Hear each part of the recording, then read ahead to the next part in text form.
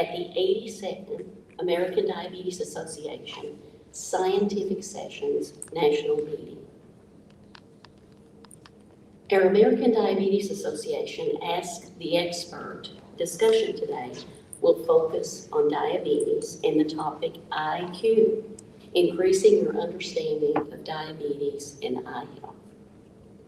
I'm Dr. Laura Hieronymus, a doctorally prepared certified diabetes care and education specialist and the Vice President of Healthcare Programs in the Science and Healthcare Division at the American Diabetes Association.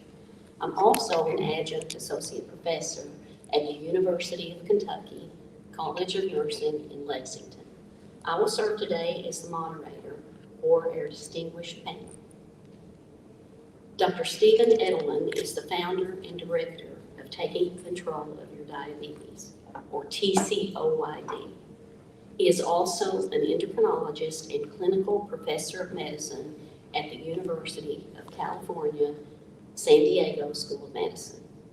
Dr. Jeremy Pettis is the Type 1 Track and Professional Education Director at TCOYD. He's also an endocrinologist and an associate professor of medicine at the University of California, San Diego School of Medicine. Dr. Kristen Wanyolu is an ophthalmologist and retinal specialist, as well as an assistant professor of ophthalmology and visual science at the Yale University School of Medicine in New Haven, Connecticut. And finally, all the way to the end, is Dr. Mary DeGroot. She's a clinical psychologist and associate professor of medicine, as well as acting director of the Diabetes Translational Research Center at Indiana University in Indianapolis. So what do people with diabetes, their families, and their friends ask about eye health and diabetes? We've compiled a list of commonly asked questions related to eye health that the American Diabetes Association has received through our Center for Information, or our call center. So let's get started. First off, Jeremy, you have a patient that comes in and says, I've had diabetes for 5 years and have never had my eyes checked. What do I do? Well, I guess that's a little bit of an easy one. I think the answer is to get your eyes checked. And, our recommendations are that as soon as you get diagnosed with type 2 diabetes, you should get your eyes checked. And if you've had type 1 for at least 5 years, you should get your eyes checked. But I think it's important to have that conversation with the patient, reassure them this is part of routine health, reminding them that, that even if they don't have symptoms, it's early, it's important to get your eyes screened and make sure that there's nothing going on. And I think it can be tough, for patients because there's fear around, looking in your eyes, making sure, gosh, I've had diabetes 5 years, if it's 10 years, 15 years, 20 years, are they going to find something? Or if there is something there, is it getting worse? So just try to encourage them that, that if there's something there, they want to know about it, they just need to go and get their eyes checked and do it routinely. And I think spend a little time on that conversation. It's usually the last thing that we do when they're out the door. Like, oh wait, we haven't checked this box of getting your eyes checked. Dedicating a little time to it. This is important. Nobody likes getting their eyes dilated, but if there's something there, we want to find it. So please just get your eyes checked. Excellent, yes. So Kristen, Jeremy's patient comes to see you, and it's the one that's had diabetes for 5 years and sort of was a little nervous, so decided in the office, scheduled an appointment with you. What do you do next? What do you recommend next? So for someone that's coming that has availability of a comprehensive eye exam, that's what we do when you're able to see someone in person in the clinic. And so what we'll do is we'll check vision, we'll check to make sure that if you need a glasses prescription, do a comprehensive dilated exam. So we look at the front of the eye, we're looking at the lens, we're looking at the eyelids, we're making sure that the eyes move well, because the manifestations of diabetes-related eye disease is not just retinopathy, even though that's what we talk about, that's what we're afraid of, but we know that our patients with diabetes get cataracts sooner, they get glaucoma more often, and other things. So we do all of that, and we dilate, and we look in the back, and we see what has occurred.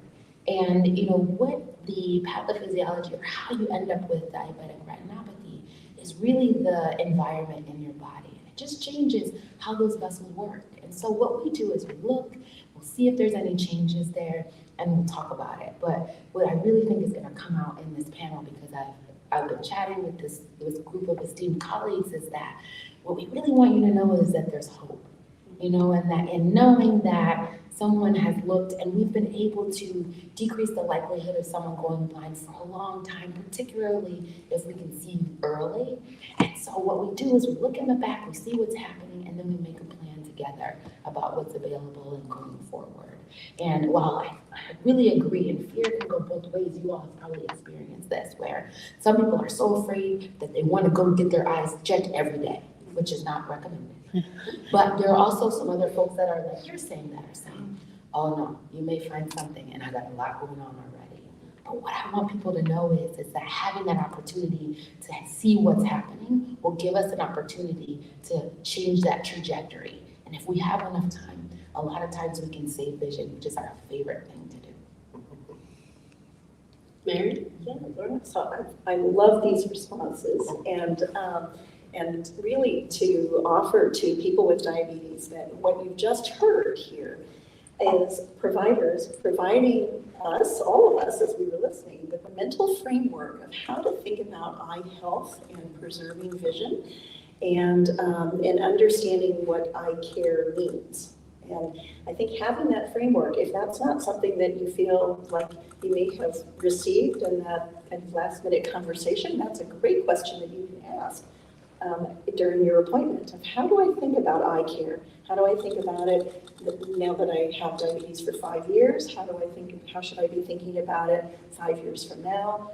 So that we have that mental framework.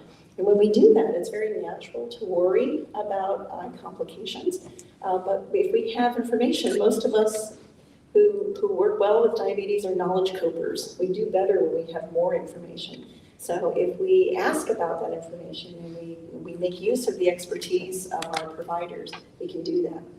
The other piece I just want to underscore, something that you may have heard too as I was just listening to these wonderful answers, is that there is no shaming or fear tactics involved, right? In order to try to motivate someone, we know that doesn't work, that is stigmatizing, and that makes it harder for us to engage in self-care. So having an accepting and trusting relationship is really important, and that's something that I want to inspire all of our provider colleagues to do and to continue doing, and also, if that's not feeling comfortable, having a conversation with your provider about that so it gets comfortable so that you can have that sense of trust.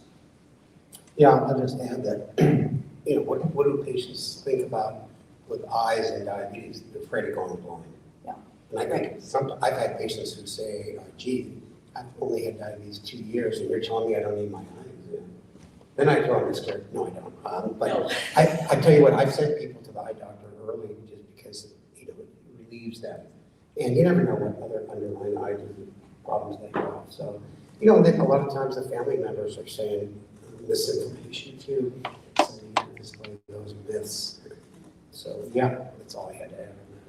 So, Steve, talking about those patients, someone that's fairly newly diagnosed, and they are fearful and afraid of going blind, how do you help them get past that? Dr. Wanyu mentioned the environment within.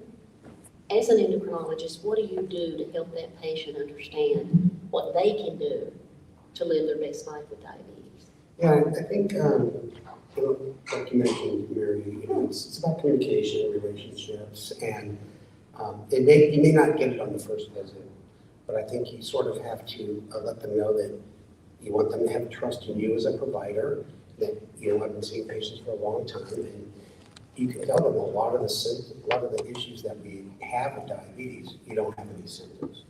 A condition where you don't have symptoms, you need to set up a screening, just like cholesterol, just like blood pressure, and you're looking for heart disease, and the same is with our eyes and our kidneys. And I had one patient say to me after one of our conferences, that they had a suggestion that to take a pill so that when you start to develop retinopathy, you start to get pain. And so that would bring someone to the care of the provider. So you try to explain to them that a lot of these issues, there are no symptoms in the early stages. And I pretty much make them a guarantee that if you see an ophthalmologist once a year, and as often as they suggest, you will not go blind. And I stand behind that promise. And it's really, Kristen, you would agree that, as soon as you lose track of people, that's when people present with serious eye problems. And when they finally get symptoms, it's too late. So, I mean, it's a whole conversation, and it takes time. I was just going to add, I think that is really important because a lot of people will assume I have diabetes, I'm going to go blind, and not just that I'm going to go blind, but I'm going to lose my kidneys and my feet and all these kinds of things. And we just know that that's not true. That most people are certainly not going blind, and our rates of all complications are down across the board. And there's evidence in type 1 diabetes now that if people control their blood sugars to a reasonable level, that they can live just as long, if not longer, than people without diabetes. So, Steve and I have both been living with type 1 since we were 15. And when we were diagnosed, it was, you just lost 15 years of your life, you're going to go blind, all that. It's just simply not true anymore. So I tell people, and they kind of laugh, but it's really like, if you control your blood sugars, you're going to die by getting hit by a bus. Something else is going to happen to you. Are they happy about that? It takes them a while to get what I'm talking about. Transportation use that way. I'm not predicting how they're going to die, but the point is, this is not going to get you. If you control it, you can live a long, healthy, and potentially even more healthy life with diabetes. I think that's so important because you don't want people walking in with this defeatist attitude of it doesn't matter what I do, I'm doomed. It's just simply not true. Yeah. And I would like to underscore that as well because, that really hit me when you said, if you keep going, because it is our patients that we lose, where I haven't seen you in 3, 4, 5 years, and then you come back and I'm like, oh. And we're in a position where we have some urgency. But what I would like to say about even those positions with urgency, with the tools that we have now, usually we can save some vision, even if we're terrified. And you can see that in a retina specialist face when we looked in, we're like, oh, well, we'll be seeing you more often. And we'll work together with, the patient to be able to do that. But even if you've missed so long and there are some abnormal vessels back there and there's some bleeding and you're experiencing symptoms, I want you to know that in that moment, there's still hope there. And, us as well, from an eye care perspective, if our patients get to the point where they have proliferative diabetic retinopathy, we are also concerned about the macrovascular complications because we know that those persons are more likely to have heart attack and stroke and otherwise. And so even more to engage with our endocrinology colleagues and our other diabetes care providers to be able to shore up that safety net, to be able to figure out what is the best path forward and how we can do that together. And I will also say in those difficult moments, I always talk about the path that the eye is on and how we're trying to lift it up and save it. Because there are always those stories of, before I went to the eye doctor, I didn't have any eye problems, right? I went and you started doing all these things and now I have issues. And so that journey and what's happening there, where fundus photography now makes it more available for us to show what's happening, which is nice for us to get that visual. But I always want to kind of underscore that there's hope there. And for us and, what happens after that and low vision caregivers and providers and all those things, there's always hope afterwards and to engage and find someone that will engage in that journey in a way that makes sense to you. Yeah, I would just add that, there's a natural tendency for many people to feel that if they, at the point where they do develop eye complications, if they develop eye complications, that somehow their fault. Right? I did this to myself. I hear many of my patients say to me, and of course we know that actually that's not true. Diabetes is the cause of diabetic proliferative retinopathy, not the person with diabetes. And so that the tendency for self-blame or the tendency for shame, feelings of shame around that actually closes off from access to the expanding set of treatment options and tools that we have now. So the more that we can be thinking more clearly about how this comes about, if it comes about, the more access we have to being able to see the providers we need to see in order to preserve vision. And to add to that, as a longtime diabetes educator, it's extremely important for patients to be educated about their diabetes. You mentioned diabetes being the cause of the eye disease, but it's really the diabetes that's less than our optimal targets, specifically the majority of the time.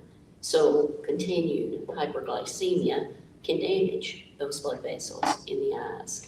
And so we want to educate our patients how to prevent that, how to recognize symptoms, how to monitor symptoms. Symptom that we get a lot of questions about, team, is blurry vision. Steve? Yeah, well, I want to emphasize that really there are no, I let my patients know that, once again, the importance of screening, because there are no symptoms in the early stages. And there's a lot of causes of blurry vision. And it could be anything from not enough sleep last night to poor prescriptions, and rapid change in blood sugars, which are acute changes. So I go through the whole laundry list, but I think it's always important to, if it's a persistent issue, to see a retinologist like Kristen, because it could be a symptom of something a little bit more serious, in the eye. And I think from an education standpoint, that's what we talk about. If you're having blurry vision, what are your blood glucose levels? And is it short term or is it longer term? And also to think it's not always a diabetes related issue. Other things can come into play too. So really learning, and using the information that you have to sort of troubleshoot and problem solve what's going on, symptoms you're having or not having, and certainly being educated about it. Yeah, I think that's really important when you said that it's not always a diabetes thing, and that's important for not only patients but providers to hear. That your vision gets a little blurry, patients come and think, well, this is it, it finally happened, or my right rib is tingling, is that neuropathy, or maybe there's some changes in my urine, my kidneys are failing, and sometimes they'll go see other doctors who will kind of emphasize that too. Oh, well, you have diabetes, it's probably just diabetes. So everything kind of gets blamed on diabetes. So it's important to know that a lot of times it's not. And kind of in that vein, if you're just going for routine screening, and let's say everything comes back fine, your eyes are healthy, it's a moment to pause and kind of celebrate, because I think an issue with diabetes is that you can never win the game. Like, you're never done with the screening and the vigilance and the all of it. Like, you can never say it's done. So you have to pause, when you have these little victories, whether your A1C is coming down or in a good place, or you got a good eye exam or whatever, celebrate it. Or you have complications in your eyes and they've been stabilized. Take a moment to be thankful for that too, because you need some positive reinforcement in diabetes. Otherwise, you're just constantly waiting for the other kind of shoe to drop. And I'll also say about diabetes is it's not always diabetic retinopathy either. So we talk about the changes in the eye. So we know that diabetes impacts the nerves, and so our patients with diabetes have more dry eye than other folks do. And so things like that you can put an eye drop in and do other things for are related, but not as heavy as bleeding in the back of the eye or swelling, but also in that same category. What happens with that blurry vision with the high blood sugars is how your lens in your eye processes those sugars. And so when that happens, you're getting those changes, but fortunately, when the blood sugars stabilize, usually that also stabilizes. And so that's why that whole context is really important. And I completely agree with celebrating, not just because I love cheering, but because you really need those wins. And I think we're just emerging from this pandemic era, and you really need to be able to stop and pause and celebrate. And so, when my patients have a drop in their A1C, we are cheering in the middle, and I say, that is the best news that I've heard, because I understand what that means for this journey. So I really love that. I love that, that the growth opportunity, or the ability to be able to find those wins and walk that journey. And then for, I think, us, for providers, particularly to hear you all, because I don't have diabetes, And I see the gravity of all of the things that you have to manage, but that is a perspective thing. And I think it's also important for providers to realize what a lovely, fulfilling life is, along with and those struggles all at once. And for us to be able to put all of that in perspective is a beautiful thing and a great opportunity. Thank you. One of the things that's come up over and over and over again, and especially, let's say, within the last several weeks, if not months, is that individuals have heard about eye injections to treat diabetes eye disease, and they want to know how it works. That's mine. I think Kristen is That's qualified. mine, I do them every day. So, unfortunately, we do. So what we're really, most of the time these days when we're talking about injections in the eye, we're talking about Antivegf injections. You probably know all of the trade names. And what they do is they change the environment inside the eye. When I explain it, I always explain it kind of like a seesaw. So there is this protein in the eye that is saying we need abnormal blood vessels and swelling. And we inject medicine in the eye that changes that environment. And so usually it's a monthly injection. And I always, crack this joke here. I'd rather have a needle stuck in my eye than two, right? Because that's what everybody's thinking of. It sounds horrible. But when we operationalize it in the clinic, our patients do fine. We numb it up, we clean it with iodine. It's a very clean procedure, very minimal infection rate. Nowadays, we're less than 1 in 1,000, and it works. Before, we had our laser procedures, otherwise particularly for diabetic macular edema, which is one of the leading causes of visual impairment. And now that we have these medications available to us, retina surgeons and ophthalmologists that specialize in retina are so excited because we have something to keep the vision. And what it also helps us with is keeping that very fine vision, because we're talking about right in the middle. And so, the experience of having an injection in your eye sounds horrible. But the truth of it is that people do it every single day. People do very well, and it allows us to keep a lot of vision that we would have lost otherwise in previous years. And because of the burden of injections, so a lot of our patients, and I'm sure a lot of your patients, are going monthly for these procedures and all of that. And what happens over time is that usually you need fewer, and technology is improving. So there's new medications coming out where you don't have to go as often, they last longer, and save the vision that you have. So it's daunting to hear about. In actuality, most of my patients really are annoyed by the betadine more than anything else. That's pretty irritating that we rinse out.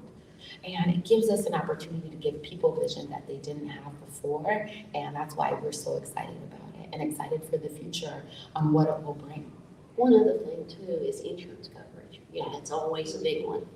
What is your experience of insurance coverage with the injection? Well, because it's such an exciting advancement, most of our insurance platforms, when we think about the state insurance coverage, that's what we think about the minimum for our patients that need the most access.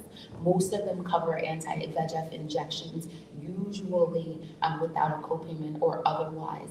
Medicare covers mostly a large proportion of the procedures. Some of the medications are expensive.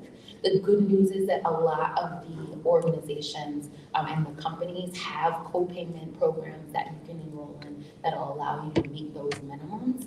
I think where we have an important opportunity in our healthcare system, though, are our underinsured, our undocumented, and our uninsured patients. I think there we have to do better in terms of figuring out access, because oftentimes people that need to see and need to maintain their vision don't have access to these types of procedures or don't have access to our full portfolio of medications. And so I see opportunities for us to be able to do that, particularly in urban environments and our more cosmopolitan environments, and also in rural settings as well. And so I see opportunities. I'm a disparities researcher, so we have to bring that up for us to do better in figuring that out. But most folks have access to those things as well, and insurance is usually quite good about it. Kristen, I was going to say, is it fair to say that with these anti-VEGF injections, you call it a procedure, it's almost too complicated to call it a procedure, because that word is Don't say that. We have to have it's so quick and easy. We have to have it reimbursed. Don't say it's too easy. Is it fair to say that you get regression of the diabetic eye disease, retinopathy and macrodema? And I think that's nice to tell patients. Absolutely, it gets better. People see better. I mean, How people often do keep things go coming back. backwards in medicine? Yeah, no, I mean, it's a beautiful thing. What they found when they were first testing the medications, because originally the indication was for the macular edema or the swelling in the central vision. And so when we began to test it, we found that actually you get regression, or you get to go backwards in terms of stages for diabetic retinopathy as well, which is something that we love. Now, what we are looking forward to being able to do is to sustain that without the medication. And so that's where kind of the next forefront of these options are going, is like, how can we sustain that without the treatment burden on our patients?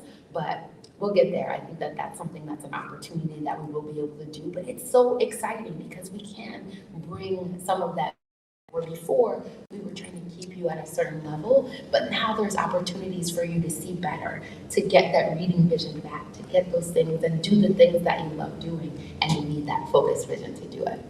And so I would just add, so that kind of thinking about questions for people with diabetes that you can ask of your providers, right, is, so this is great information, right, that things can get better. That this is what we see in national data sets and trends. And then having that personalized conversation with your provider of, what could this mean for me in my state of health with how my eyes, my current state of eye health? What is realistic for me to expect?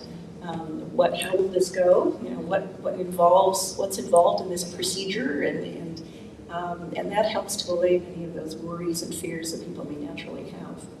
I think it's really important, and I think it's important from a scientific perspective to also honor what we know and what we don't know in Right. those conversations as well. Sure. Because a lot of the studies that we've done on this were in participants that had blood glucose control that was at a certain level. So if some of my patients are at 15%, 18%, and we're doing these treatments and making sure that we do the best that we can, which is why we're always encouraging blood glucose control. So I think it's important to say, here's where the data is, here's why we think it's the best option for you, here's where we'll have to reevaluate on what their actual trajectory is, but we have to do it together. And please don't get lost. This may be something that we just have to keep doing all the time. I think one of the things that's extremely important in the care of patients with diabetes, and we know that it's really the top self-care behavior, is healthy company.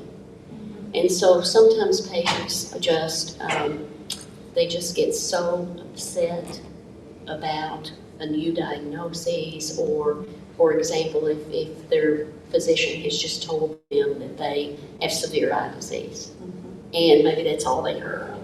Mary, what do you do with that? I mean, if they say, I'm depressed, I can't go on, this is scaring me, whatever comments or whatever feelings they have, tell us a little bit about that and how you would deal with it. Sure, absolutely.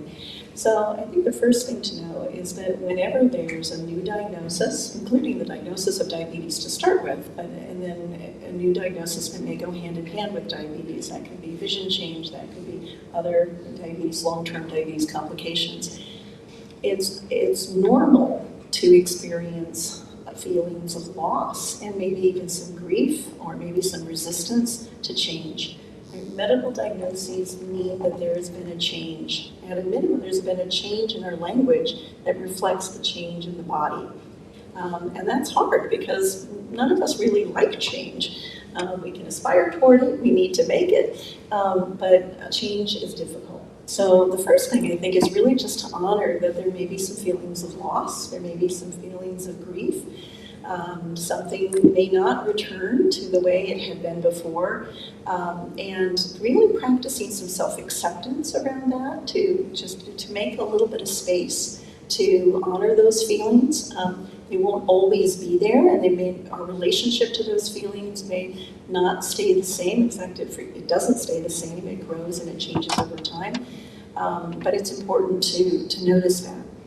I think the companion piece to that is really being in touch with the idea that we are always adapting and learning to work with our bodies as they are today. okay? Whether that's being ready to take on a new physical activity routine, or whether that's making a dietary change, or that's engaging with tools and devices that help with vision changes. That it's a process of learning and adapting. For a number of my patients who I work with, people with diabetes who are older, and if their expectation was, well, these are my golden years and things should be getting easier for me, and now with my vision changes, I'm having to learn how to work with my kitchen all over again, or I'm having to learn how to do some of those things that I used to do, or some of the things that I used to do I can't do anymore. Maybe that has implications for my social role. Maybe that has implications for how I contribute to the family, whether that's financially or in the things that I do. So a third layer that I think is just as important as the first two is doing some interviews with people you love and people who love you, and hearing from them about what that you as a person contribute to the family, to the workplace, to your church or community, or whomever you're connected to. What is it that you contribute, and is that a function of your vision? Is that a function of what you do, or is it a function more of who you are? I would say 99 to 100% of the time, it's not about what we do, it's about who we are and what we bring. So part of the process of adapting to vision changes and other kinds of complications is really getting back in touch with what we bring as a whole person, and valuing those pieces, not just the physical aspects that may be most prominent in our lives, if that makes sense. So Steve, Jeremy, you guys get patients all the time, day after day, that come in. But let's say you have a new patient that comes in and they've been reading up on the complications of diabetes, and sometimes some of the information out there isn't exactly what it should be, might not be very credible. How do you deal with that? Let's use the example of eye disease or something they've read. How do you deal with that and turn them around in terms of getting them back on track? Yeah, I think again, it's just about kind of understanding what their fears are, what their understanding is, what are they concerned about, and we all talk about stories where they have family members that went through X, Y, or Z, and they kind of feel like that's going to happen to them. And I really try to be hopeful, especially with type 2 diabetes right now. Like there's just so many new medications that can control blood sugar and reduce heart disease and have people lose weight, and like it's really an opportunity to get your health in check and feel better. And if you do these things, I mean, you're not going to have complication. I mean, there's a very, very low risk of that if you really take care of yourself. So again, it's just coming out and saying it. Like you may be worried about your eyes or getting your feet. Look, like here's the facts about this. This is we're going to do what we need to do to get your blood sugars under control. And if we do that, you're going to live a long and healthy life. Period. Full stop. One of the things we do at Taking Control for Diabetes, in partnership with the American Diabetes Association, it's all about education. Knowledge is power, and the uneducated folks are fearful. And a famous therapist once said, most assumptions lead to fear. It's same with eye disease. So it takes time. I think the core level is your patients have to trust you. What you're telling them is true. And I look at them straight in the eyes and say, do you trust me? I don't say it like that, but patients I know for a long time. But I think it starts from a place of trust, and then it's education, and then it's pointing them to certain resources where they can learn more. On our website we have a lot of videos. It's a video of me going to my eye doctor, Dr. London, and we have a great video where he shows me getting out of my car, walking in the front door, doing the eye test, paying my copay, and then, no, we didn't get that. And then we had the ocular CP, which most retinologists do, and then put me on the chair and actually gave me an injection in the eye. And I remember we showed it the first time, and it was a large virtual conference. Some people go, oh my God, he's getting an injection. I can't watch, But I think they saw how quick and easy, and I didn't have any pain and how quick and easy it was. It wasn't a big procedure, but I know you guys have to charge more calling it that. So yeah, I think seeing is one thing, but you know what? It doesn't come with a snap of a finger. Everybody's different. Everybody's fears are different. So I love that opportunity for people to be able to see it. And I always remind my team in the clinic, we see this every day. We do these injections all day. We do the lasers. To us, it's like old hat. But to someone where it's their first experience, we have to acknowledge that and the stigma or the stories or all of those things around it. And, I love spaces like this where you can have trusted resources, where you can ask those questions and get them answered. And, I think it's an important thing. And trust of medical care is storied. Like there's several communities that have been historically marginalized. They don't trust medical care, don't trust doctors, and rightfully so. And so, as providers and as doctors, figuring out our appropriate position and how to honor those relationships and reconnect in a way that makes sense culturally in these communities is also important too, and taking the time to acknowledge that, right, with our storied history of medicine in America that's not so old, right, and the disparities that we know that exist. And so being able to do that and come and meet someone where they are, just like you said, is paramount. And that doesn't mean you have to look like the person that you're taking care of or any of that, but it does mean that you have to be a good listener. And it does mean that you have to ask appropriate questions about that human, right? And I think that when we do that, we can get people to places in their health that they may not have even imagined. I think too, just the real-time look with the video and seeing you get out of your car, you actually walked in, you sat down, had the procedure, and you got it done, and then you got up and you left. So you see that full perspective of how, it was okay. It was okay. It was something you had to do, but it was okay.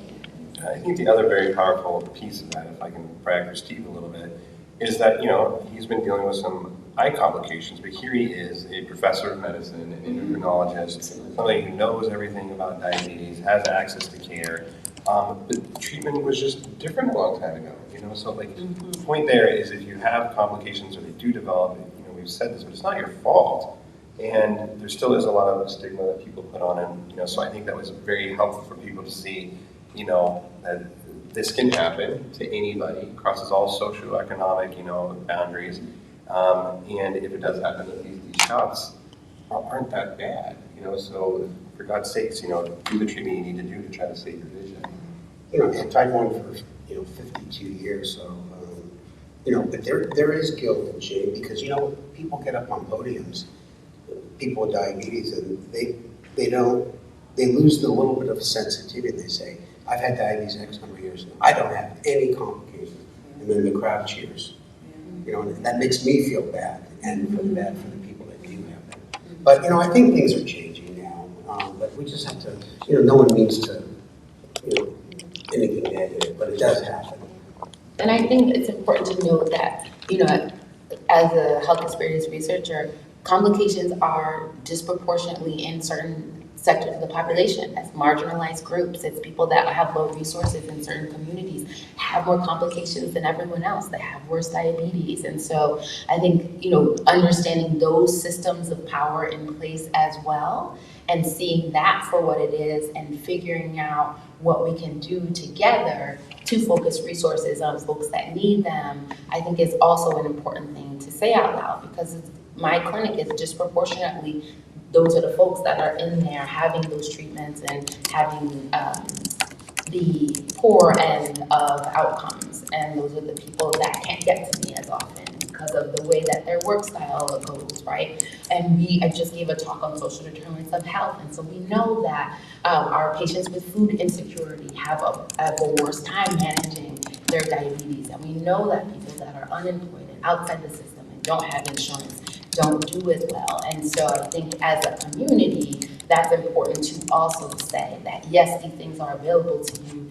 Yes, we see the inequities. And yes, we have to take everybody with us when we're going forward. Yeah, go ahead, Mary. Just to add to that in addition to that, which is complicated, right, we have our genetic code that we inherit, right? We come by it honestly. We don't determine it, but it does interact with our environment. So this term epigenetics that you may hear in your reading, or the things that you watch or listen to, is about that interaction between the environment and our genetic code. So two people who may have everything else in common, but who have different genetics, who may have a different trajectory in terms of whether or not they develop a particular diabetes complication. And It's that's always not- our parents' that's not fault. cheating. Yeah. Blame it on the parents, is that what I heard you say? It's always their fault. Well, it goes up the chain. Their parents and their parents. So one question we got was from a husband of a wife who had diabetes, and her vision was becoming impaired. And his question was, I thought was interesting, is his wife had a continuous glucose monitor, would she still be able to use it? And to your point about, let's just say even 2-3 decades ago, the treatment, the tools weren't near what they are now. And for individuals that have continuous glucose monitors, there are features with that, such as voice-activated numbers, settings, even the implantable CGM can vibrate under the skin. So for visually impaired people, these are tools that can continue to work for them, and tools that they already have. They don't have to get any extra special, maybe make a different setting or two, but things we can work with those patients when complicating factors occur to help educate them, help them make the most out of those tools in treatment that they actually have. Yeah, I'll just add that in our area, we do have an optometrist who specializes in low vision. Mm-hmm. And he comes over and he spends 1.5 to 2 hours with the patients and shows all kinds of techniques and tools and different types of glasses, magnifying lenses, too many to count. And there's a lot of things that people can do so they can function properly. I have a patient that's totally blind, not from diabetes, and he uses his CGM. He relies on the alerts more, one when you're low, one when you're high. If he's not with his significant other, she's at work. So there's a lot of things people can do, and being totally blind is tough. But there's still things you can do, and CGM can still be quite helpful. And I'm sure, Kristen, you know about low vision optometry tools and tricks. And most optometrists, they're not into that, but some really specialize. They're quite good. And it's invaluable. And so I think that also underscores this kind of theme of hope, that even if you get to the point where you've lost some of your vision, most of your vision, there's still opportunities to live a very full life. And from a sighted perspective, this is what I'm used to, this is what we're used to. But there are wonderfully fulfilled humans that are visually impaired, that are just making so many strides and doing wonderful things in the world. And it is our job as well to acknowledge that and to be able to say, well, this is the experience that most of us have that's coming forward. If by chance you enter the visually impaired realm, there are tons of opportunities for you to be able to live well. And I think what's important for me is that when I see that my patients are starting to have deterioration, to have those conversations early and often about what the possibilities are and how I can get them time with someone who can help them to maintain the independent life that they would love to have and what that looks like. And at the same time, because we're living in the and, I learned this in the pandemic, and allow space for grief for what they had before. And also a path forward, because you also have to have the room, if by chance you've lost vision or you're unable to do things that you haven't done before, to be able to process that. And a lot of times, eye doctors, we are not so adept in having those conversations, but I think it's important to be able to do that. And so it's that hope and how we get there. And I just love sitting next to Mary because I'm just taking in all of this, because she just has a way of articulating that I think that we all need. What about Jerry's comment? Oh, yeah.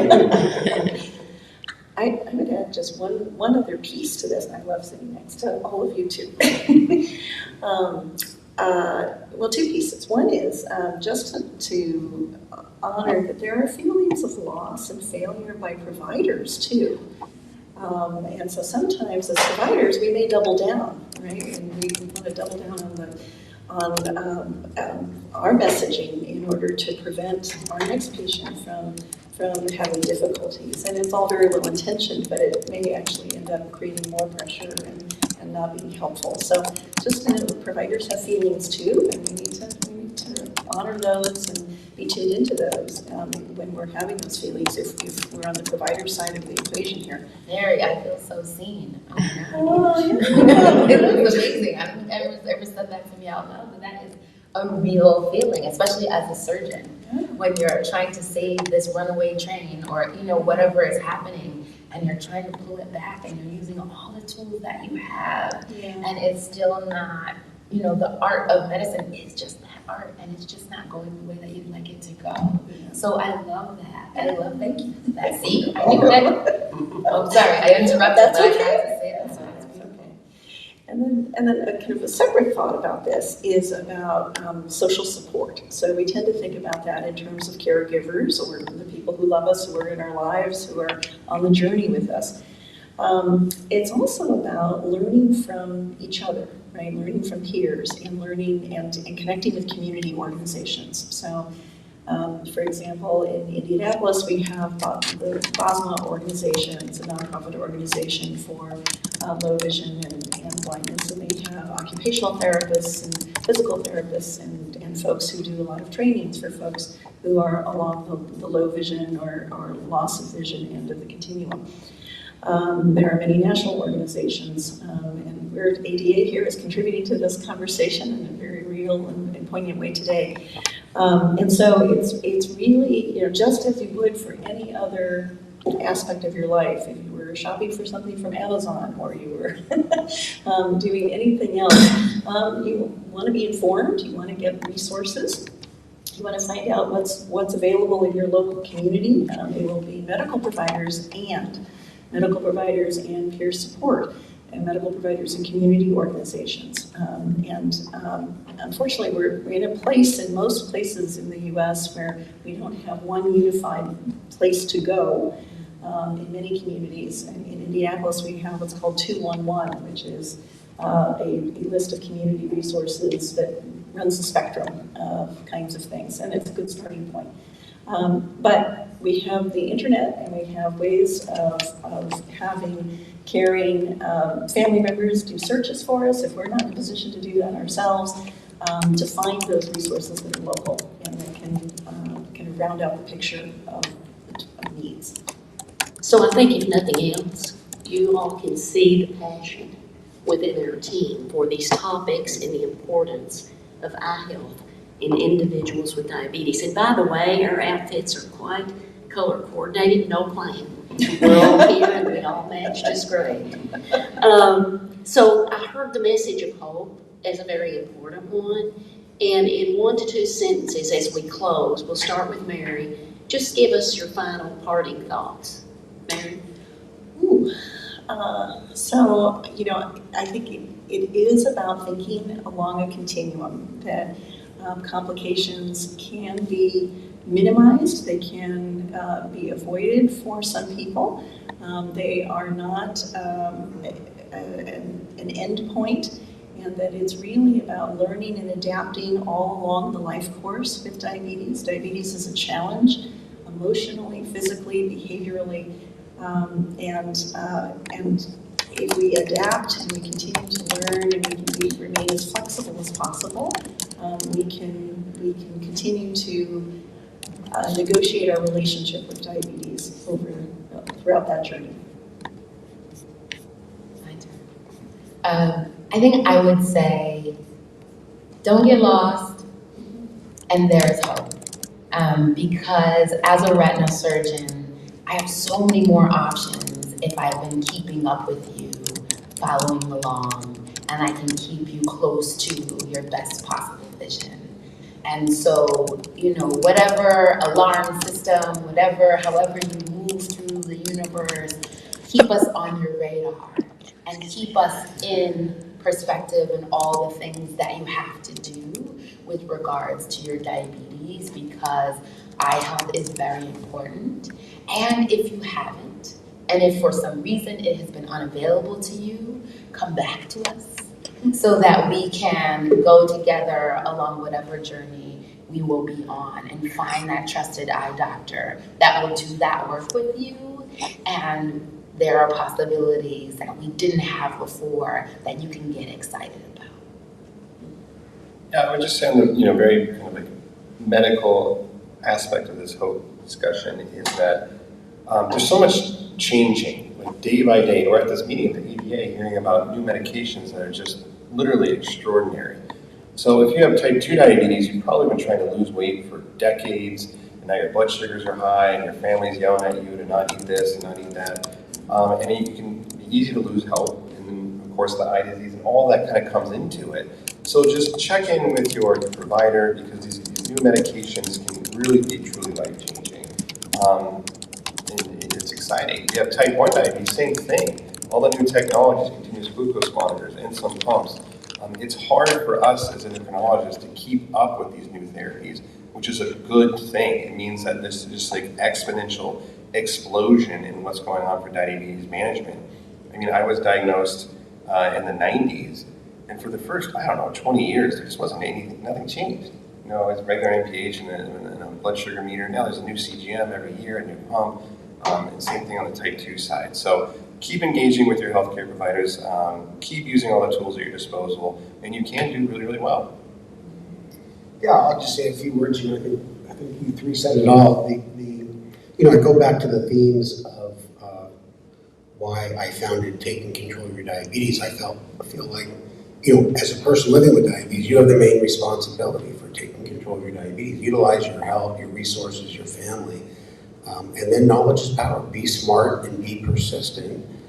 And lastly, you are your own best advocate. So it's a continual process, and it all comes down to education and communication, no matter whether you're talking about eye disease or any other potential complication of diabetes.